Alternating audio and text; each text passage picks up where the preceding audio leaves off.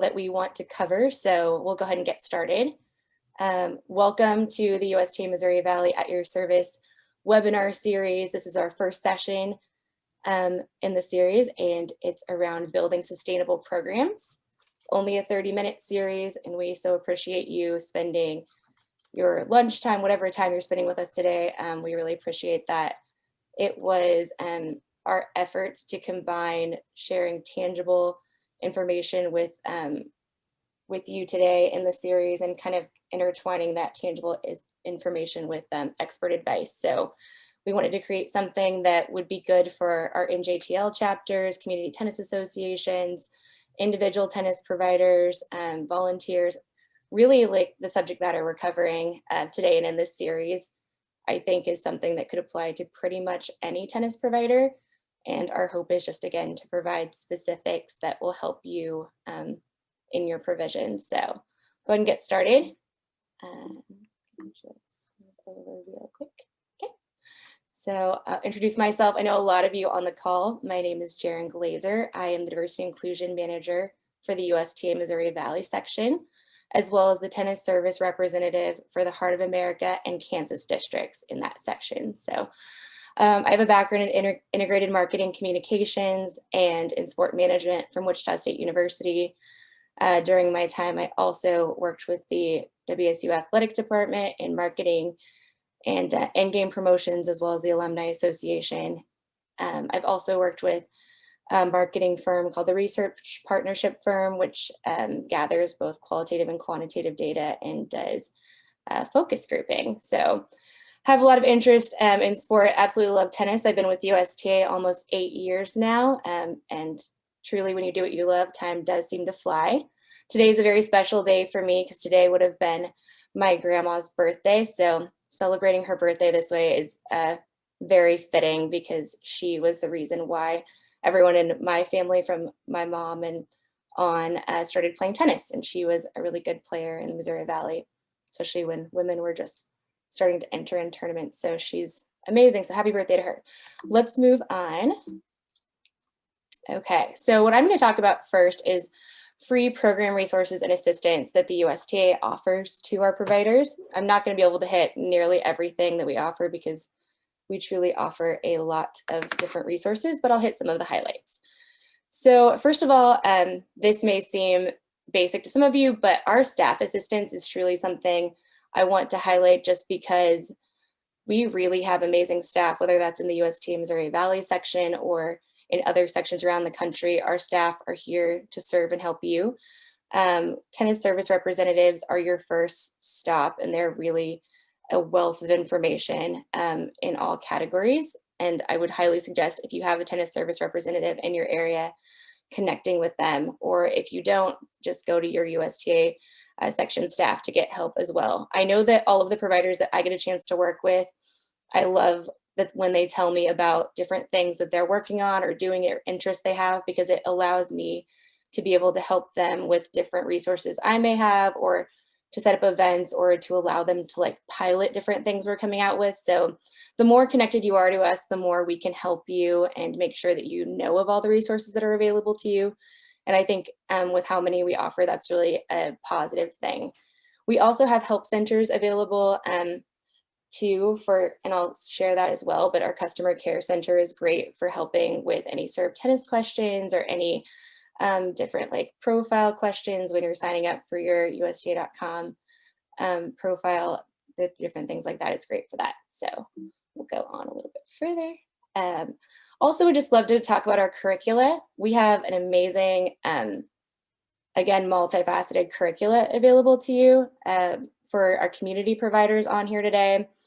I mean, if you haven't checked it out, please, get on USTA.com, get a free membership, check out our curricula because we have red, orange, green, yellow curricula available, and our curricula is designed so that anyone can pick it up and use it. Now, I know a lot of you on the call are tennis aficionados, you've been teaching for many years. That's something the curricula can help you do specific progressions, and it's always good to pick up extra tips and tricks. But for those of you who are bringing on maybe staff members who aren't tennis people, because we don't always get that luxury in different avenues, this is a great way of helping show them how to progress people through through different portions of tennis. So our curricula is really designed well that way. I know we aren't all schools on this call, but we do have a great K through 12 curricula that was made with Shape America, so it meets the specific standards and competencies required by many states. Our certified coach curricula is amazing, and we just came out with a Tennis 101 curricula that we're really excited about that is designed to help both youth and adults start tennis from the very first strike of the ball, the very first beginning point. So that's something we're really excited about, is just being very inclusive and bringing new players into our sport and getting them to love it. Okay, I'm gonna kind of skim through this. We have a lot of equipment resources available to you. If you're a school with a school partner, you're able to get a free equipment package to us valued at $1,500.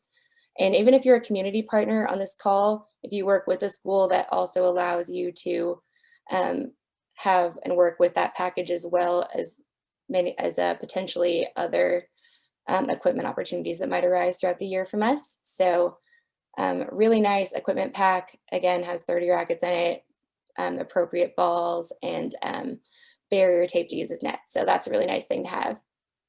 And then also we offer a lot of really nice workshops and trainings. So some of us like to see the curricula in written form. Others, we like to learn by doing. So our workshops help go through and teach how to use the curricula and how to do the progressions actually, and we offer those in person as well as virtually now. So some of our workshops include our Net Generation Community Workshop, which would be great for all community providers on the call. Again, if you want to have a workshop with you and your staff to work through, again, tennis progression with different age groups, we do that. We provide that service for free. We also have schools curricula available, schools workshops available too for school teachers and PE teachers. And we have different train the trainer workshops available too for different things like wheelchair tennis and adaptive. Sometimes we'll pair these workshops up with other events, like if you have professional development days, or if you have some sort of tournament going on where you're already bringing coaches in, we can do a combining of these workshop trainings with that. It can kind of help you out there. I really won't go through most of our USTA programs today, just because we have too many, and so it's not something I'm going to focus on, but we do have a lot of different, obviously, programs available to enhance your efforts, whether it's in the youth junior space, and that's something like junior team tennis or junior tournaments, or team challenge events, which are really fun and nice. And in the adult space, we obviously have adult leagues, cardio tennis, and adult tournaments, and then social leagues, which are a personal favorite of mine. I absolutely love social leagues. I think they're a really nice thing to look into as a community provider, because they generate goodwill towards your organization and tend to build a tennis community within your space. So if you're a club or a park and rec and you offer one of these social leagues, you're offering, so it's a combination of both tennis and then obviously social time. So in the ones that we've done, we offer the tennis play, and then afterwards we'll do a fun activity. Like one time we did s'mores and drinks. Other people have hosted actually the tennis inside breweries, and then they have a deal with the brewery afterwards. So there's a discount on the drinks and food, but those are something I'd really talk to us about if you're interested in starting, because they're easy to start, and I think they really go a long way as far as building your participation. Also, kind of to help you, we have grant funding available at the district level, section level, and national level. And if you're an NJTL chapter, the foundation is also there to help supplement you. So it's a really good resource. If you're in the Missouri Valley section, our section grant has certain deadlines. We have one coming up on February 12th, and we have options for both not-for-profit status providers and those who do not fall under the not-for-profit status. So our grant funding can be to help you if you want to, for example, start one of those social leagues, or a team challenge, like a set of team challenges, or if you need help getting equipment for your community program. It's here for you, and we'd love for you to utilize it. I'm going to probably kind of skip over this for sake of time, but I'd like to lastly talk about our tennis service center. This is an amazing one-stop shop for you. It has, you go onto USTA.com and you find the USTA Tennis Service Center, and it has the resource library. So all of the different curricula that I was talking to you about gets uploaded into this library. And depending on your provider type, you have access to different sections of the resource library. Then it also has a marketing generator piece, which is really, really nice because, you know, normally if you take this to a specific business, you'd have to pay setup fees, etc. We've already got materials that you can customize yourself, create your own pamphlets, flyers that are professionally done and quickly at no extra cost to you. And then it has information on our Serve Tennis platform, which we obviously launched recently, which is a great, great platform for you to utilize for exposure of your program, to gain new participants, and to keep your different materials and different events organized and to help you with fee collection, etc. All right, so I know I've gone through a lot today, but you're welcome to always follow up with me. And I'm happy to go through anything else that you might need there. But I'm going to pass it on to our next speaker, and his name is Tony Mullikin. He is from Serve OKC. He's the program director for Serve in Oklahoma City.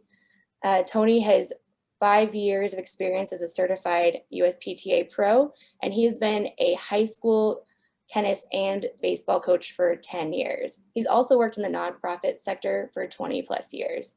So Tony is a wealth of knowledge, and I've heard so much about him on the provider side over the years, but I've also had the pleasure of getting to read NJTL essays that were submitted from the kids who talk about Tony's amazing direction that he does through the NJTL program. So Tony, I'm going to pass it off to you. Thank you, Jaron. We'll look at today whether you're a profit or a nonprofit organization and you're trying to find out the information of what the community or the people group or the small niche in that community is needing, and how do we do that in an inclusive and respectful manner. If you're like me, if you go to the doctor and the doctor says, hey, you know what, you need to lose weight, or you need to get on a diet for your sugar, you're thinking, hey, I came in for my tennis elbow, what are you talking about? But we kind of can be that way as well. We come into a community or to a new group, and we can say, you know, I know what you need, or we can even say as much, say, I have what you need, without ever really asking them what they're looking for. And so I want to look at pretty quickly just the ways to do that. And so first, I think you have to understand the community, whether that's a new part of the city, a new town, or like I said, just a people group. And one of the best ways to do that is just to get into the community, to conduct some windshield or walking surveys. And maybe that's some new terms to you, but a windshield survey is just driving through the community, beginning to see what it's like, to see what's there, to see what's not there. A walking survey would just be getting in areas like at the local parks and kind of getting out and talking to people, going into some of the hubs of the community, whether it be a restaurant or a barber shop or somewhere to be able to see what people think. And as we're doing that, I think it helps us to destroy some misconceptions, and it helps us to develop some new perceptions as we perceive what the community is like. In my community, one of our local high schools that we work with, if you're outside of that community, there are a lot of misconceptions about that high school. People will tell you there's a lot of gangs there, that there's a lot of educational problems, that those kids have to go through metal detectors. But it's amazing, if you ever step in that high school, you'd see some amazing kids that have some great teachers. You'd see their science program that has a brand new medical program that gets kids into college. You'd see their connection with the Metro Tech. But you know what? If you never go to that high school, you may never know about that. And so for some of us to understand a community, we've got to get in their space. We've got to see what it's like so that we can get rid of some of those misconceptions and begin to understand how we can reach them. But to do that, to actually survey, before I go out and do some of those surveys, I've got to ask, what questions do I want answered? Because the questions that I ask will determine what I learn. So for some of us, it might be, as I'm driving through, what things are missing in this community? There's a part of our community here in Oklahoma City that as we drive through, you'll very quickly notice there are no tennis courts. But even deeper than that, there are no grocery stores. That area of our community has had to fight for 5 years just to get a quality grocery store. And so if my first talk is to come in and say, I want to teach you forehands, I have kind of missed one of their deepest needs. And so there's some deeper conversations that need to happen. So I need to talk through those things and know what's important to the community and what they actually need. And then I want to involve the community. I want to survey the people of the community. Here in Oklahoma City, we have the Oklahoma City Thunder. I don't know if any of you are NBA fans, but I want you to talk, as you think about surveying the community, to think about two different people groups. There are stakeholders and there are spectators. And Jaron, would you mind going to the next slide for me? Yep. And so when I think about the Thunder, I think about there's lots of spectators, all different types.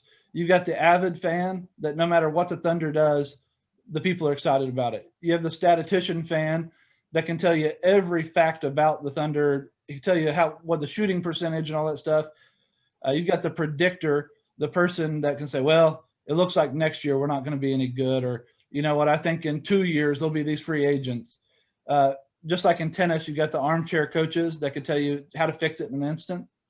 You got the naysayers that no matter what you do are always going to be negative. And then finally, my favorite is the unaffiliated. They're not connected at all, but they're still going to give their opinion. And if you go and you serve spectators, they're going to be real loud and vocal about their opinions and their ideas, but the only observations they can give you is what they've seen from the sidelines. They don't know exactly what's happening. And so instead, we want to survey stakeholders. And this is more like that bench of coaches over there. We want to look at users. So who are the people that if I offer this program, I start this new business, who are people that are going to use it and actually be there? So this would be like the players on the Thunder. Also want to look at the people who are the governors, the people that are going to make decisions and decide how it's played.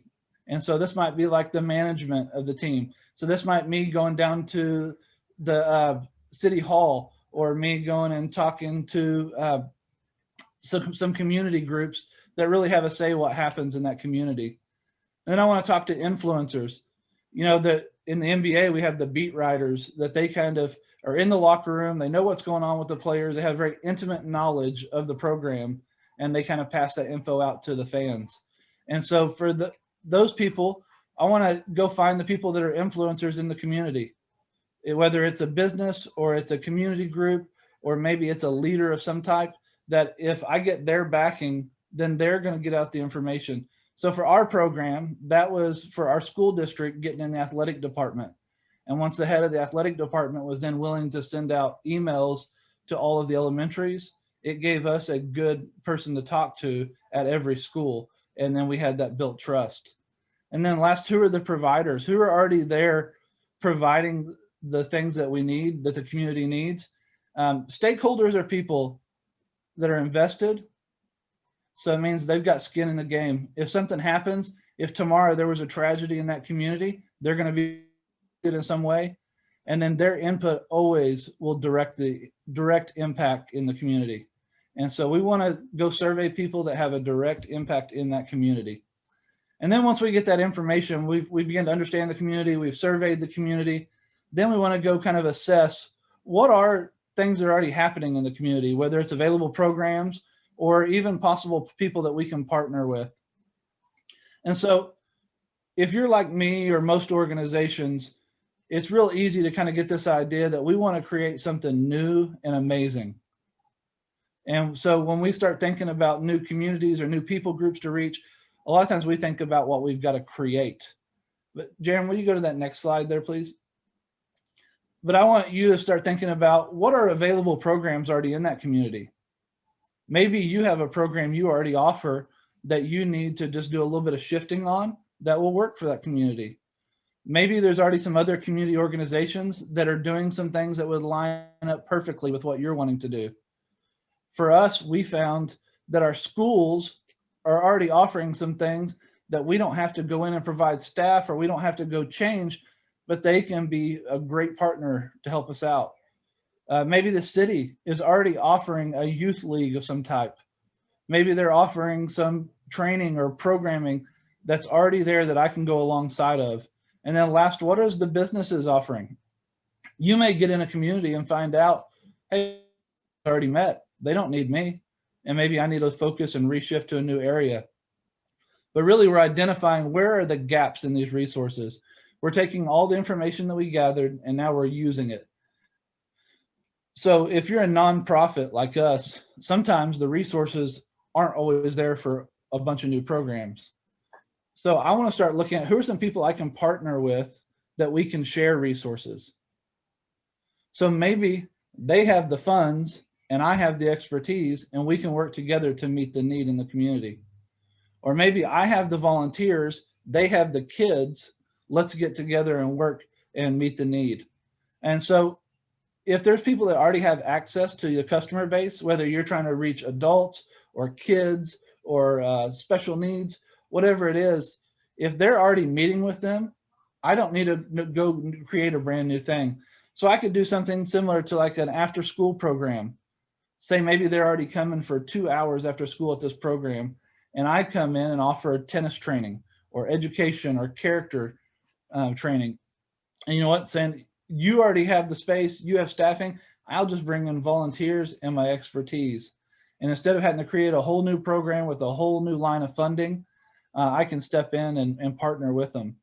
And so I think that's an important thing is what are things that we can't do on our own? If I tried to go start it new, we'd run out of money. We wouldn't have enough people to help and it wouldn't exactly work. So like a while ago, for instance, Jaron talked about social leagues with adults. It's partnering with that bar or that restaurant that says, you know what, on Thursday nights from 9 to midnight, we have this awesome drink special and we're really trying to reach 20s and 30s from our community. And you say, well, that's perfect. That's who I'm trying to start a social league with. So how about I'll pass out, flyers and coupons to come to your place afterwards. And you really push for people to sign up to come play in a fun atmosphere, to learn tennis, and then afterwards come have drinks with their friends. And so I think there are lots of ways that we can learn to partner together. And we can also make sure that we're not replicating something that's already being done. If we're not careful, we can go into a community and step on other community organizations' feet that are already there, that are already doing the work. They just need a partner to do a better job. And so those are just a few ways. If you have other questions or would like to contact me, my email was on that first slide. And I think you'll get all the slides with the recording. Feel free to contact me. Perfect. Thank you so much, Tony. That is great information. And I hope you do reach out and, get his feedback on different things if you like to kind of roll around any ideas with Tony, because he's just a wealth of information. All right, our last but definitely not least speaker is Emmy Huffnagel from First Serve OKC as well. Emmy is the executive director of First Serve OKC Foundation, and she has been with it since its beginning in 2014. I remember when I first met her and she was talking about it and had just started it, and I was like, wow, that's going to be a huge undertaking. I hope you're ready. And she was definitely more ready than I could have ever imagined. What she has built to this point is truly incredible. And the longer I know her, the less I'm surprised at that. But yeah, she's an incredible person. She has been a USPTA certified pro since 2007, has taught for over 22 years in a lot of different settings, whether that's the public parks, clubs, university settings. She's definitely got a nice background there. And if that wasn't enough, she has practiced law in both the public and private sectors. Emmy is, again, a person who's very passionate about D&I and inclusivity, and I think she will be a great resource to us today. Also, she has an adorable son named Fields, who is incredibly tall and is probably going to be either a pro tennis player or pro basketball player, or both. So passing it on to Emmy. Thank you so much, Jaron, for the kind introduction. I'm happy to see everybody and all the involvement. Building sustainable programs. Just wanted to show this from 2014, our first summer camp. The little guy on the left in the red was our first kid to enter First Serve and in red ball, and he's now 13 and playing in yellow. Next slide. And so when we make it past the Tony analysis and we say, okay, what's the need? Can we meet it? Then we really need to start planning for sustainability. So why do we exist? Mission and organizational culture are something that we need to spend a lot of time on. So it's very easy to jump past those and try to go straight to providing that program that you think you have the secret sauce to filling that need or working with that provider in the community. But in order to ensure that we're going to be around in 8, 10, 15, 20 years, we really need to spend some time on this. And so a mission statement, most of us are familiar with that, but how does that intersect with organizational culture? So are the values and norms, cultural norms, that you as an individual with this organization feel strongly about, are those also widely shared and held? Because if they're not, executing on that mission can become very interesting down the line. So next slide, and we will talk more about this organizational culture issue. The iceberg of organizational culture, the things that we see and say on the surface about our strategy and our shared values and the vision that we have. Are we going to be able to get those things done? Great saying, culture eats strategy for breakfast. So we can have all the strategy and think that we know, again, what we're going to do for this community. But if we don't have these shared assumptions and beliefs and perceptions and respect for diverse views within our own organization, those things are going to come back down the line and they're going to rear their ugly head, because we're going to be dealing with some very sensitive and some very personal issues when we get into communities that are different from ours, or communities that are diverse from the community that maybe is the majority community. And so one of the biggest objectives of USTA is growing tennis in diverse communities and retaining growth there. And so to do that, we're going to have to dig into our own personal beliefs and get familiar and get uncomfortable before we can get comfortable serving those types of missions. So moving into what does that look like? We've got a lot of new things on the horizon that are being discussed by businesses today. You're correct, Jaron. Let's go over to well, there was one slide that was skipped over. I'm just going to read a slide that I hope to make it in there. Jaron, it's not showing up, but I've got it on my computer here. I want to read this quote because I think it really captures the moment of what we've been looking at through the lens of 2020 and some new issues that a lot of people are grappling with for the first time today in their boardrooms, in their staff rooms, in their programs. And some of us are more familiar with if we've been dealing with this through our diversity and equity work. As anti-racism protests sweep the United States, it's clear that returning to business as usual will not be good for business. And yet, while it's clear current corporate diversity efforts are lacking, business leaders, particularly white ones, aren't sure what the next steps are to take. One solution is to move from trying to change some people to fit the organization to focusing on transforming our organizations to fit all people. Doing this work requires understanding how power works and using it for change, ensuring that conflict is understood and embraced as part of the process, and committing to learning and lifelong transformation. And so what does that look like?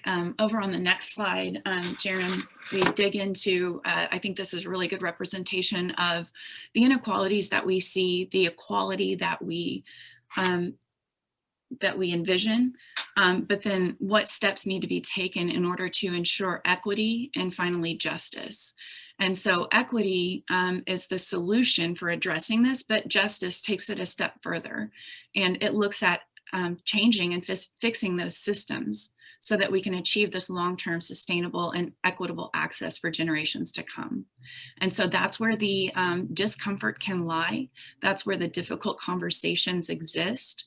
And these are the things that I really urge you, if you're getting into the diversity and inclusion and equity space, to spend time with and to look at this from all angles of your organization. So looking at it from your boardroom, looking at it with your staff, looking at it with your volunteers, and understanding that this is going to take a lot of work. And so why is this important? Well, it's important because, next slide, please, Jaron, people, whether it's consumers, the investment mindset one. I feel like these are a little bit out of order because I made some changes late and probably before Jaron was able to download. But the investment mindset is people want to invest in successful organizations. And this applies to nonprofits as well as for-profits. So we've seen a real shift in the way people are approaching things. Where's my money going? Is it serving an interest that I support from a cultural and value standpoint? And so the other thing is, from a nonprofit perspective, I assume many of you are nonprofit providers. There's been a real paradigm shift in the nonprofit sector from operating with this scarcity mindset toward embracing this social investment mindset. And so you're going to see that not only as a for-profit entity with, consumers speaking through the dollars that they spend and the companies that they want to be affiliated with, to also nonprofits having a real expectation, not just that we're out there trying to do good and trying to serve a need, but that we're actually change makers. And so that we're delivering some change and impact in the communities that we're serving. Jaron, again, I apologize for being a little out of order.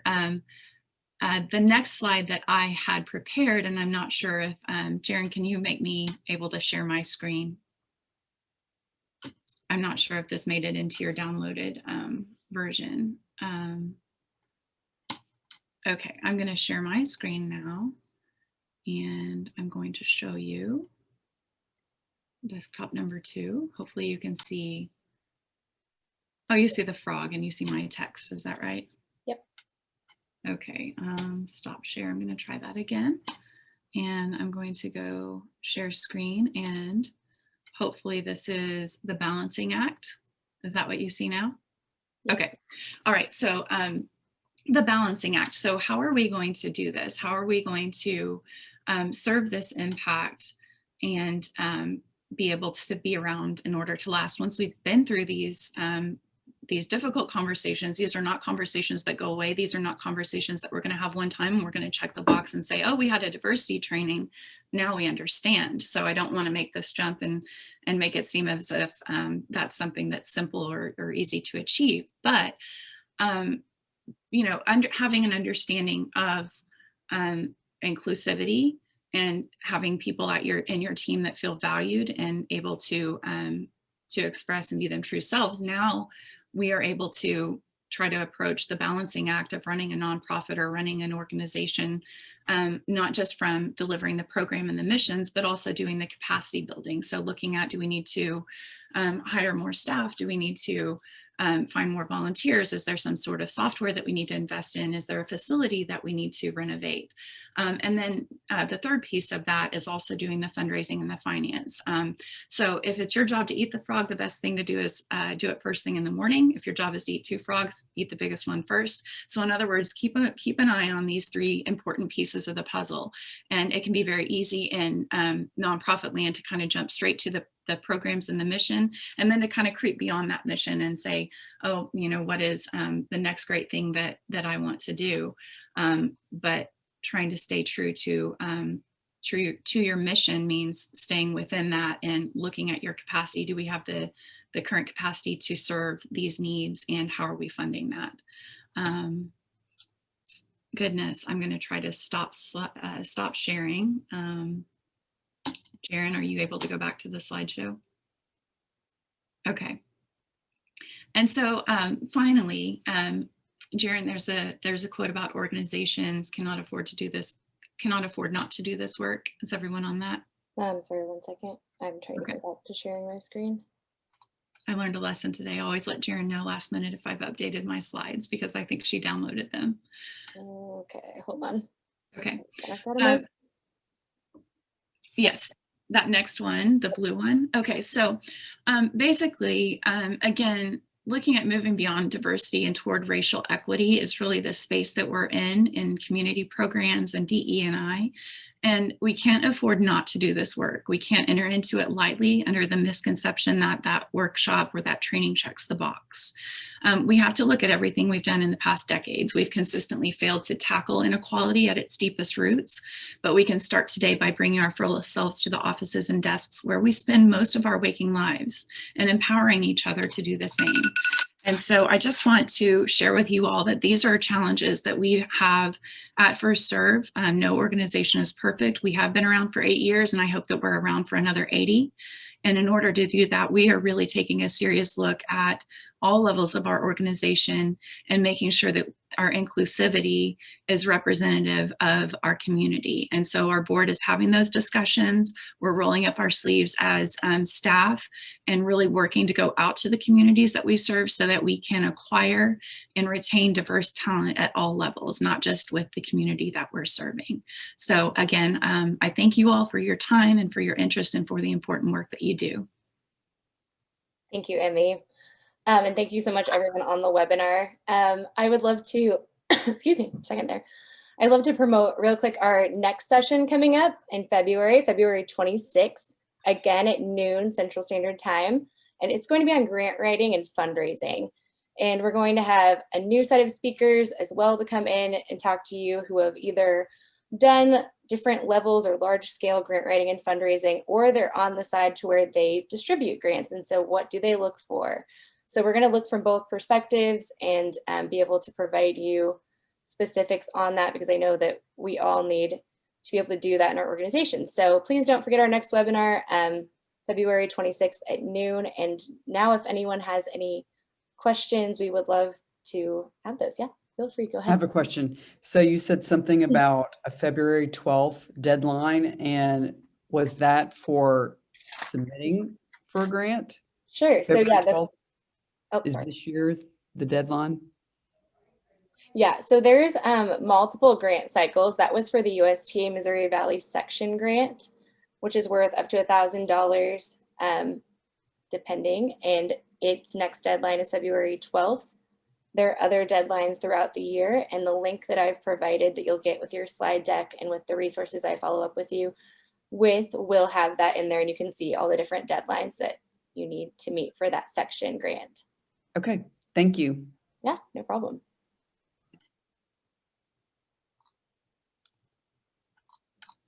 So I'm kind of curious for the ones that are still in the room.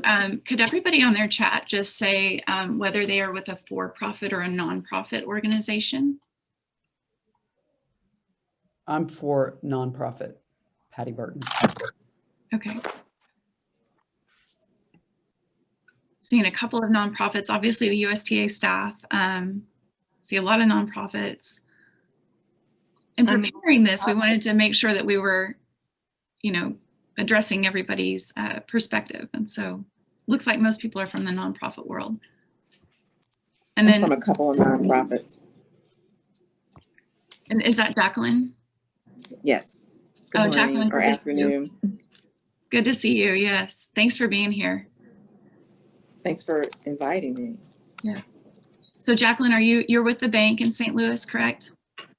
I am. I'm with Sterling Bank as the community development specialist.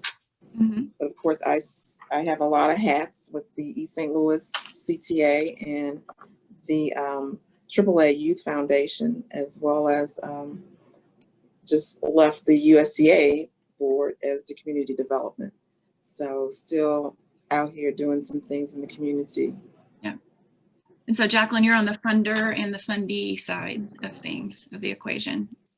Yes, I am. And that's the great part of my job too. I get the opportunity to sponsor the East St. Louis Tennis Association, or CTA, as well as to put funding in the AAA Youth Foundation, and then to be able to go over and be boots on the ground on those organizations also. Right. So. Yeah, that's wonderful. Awesome. Well, I know we have a lot of people who thank you so much for giving us some of your time today, and we hope to see you for future webinars as well. And feel free to give us any feedback that you'd like or things that you would like to see in future webinars. So thank you so much, everyone. Have a great Friday. Thanks, Jaron. Thanks, everyone. See you later.